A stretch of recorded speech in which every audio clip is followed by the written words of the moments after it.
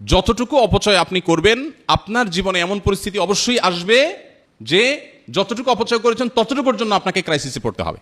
আমরা যে পরিমাণ পানি অপচয় করি এই আধুনিক এই পৃথিবীতে, আমরা অনেক ক্ষেত্রে খুব ভালো মানুষ, আমরা মাশাআল্লাহ একটা পাখির কষ্ট সহ্য করি না, অনেক মানবিক। কিন্তু আল্লাহর এই সৃষ্টি পানি যে পরিমাণ নষ্ট করি আমরা, অজুতে যে পরিমাণ পানির টেপে আপনি খরচ করেন, একটা বালতিতে ধরে রেখে দেখেন যে ওইটা দিয়ে কয়েকজনের গোসল হয়ে যাবে।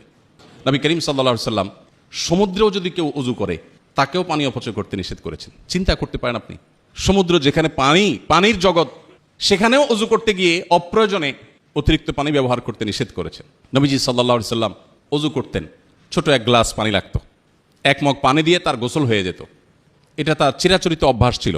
এই জন্য শুধুমাত্র যুদ্ধ পরিস্থিতিতে না, আসুন আমরা নিয়ত করি, বিদ্যুৎ হোক জ্বালানি হোক, এগুলো ব্যবহারে আমরা সাশ্রয়ী হব, আমরা সংযমী হব, অপচয় করব না, অপব্যয় করব না, চেষ্টা করবো তো ইনশাআল্লাহ।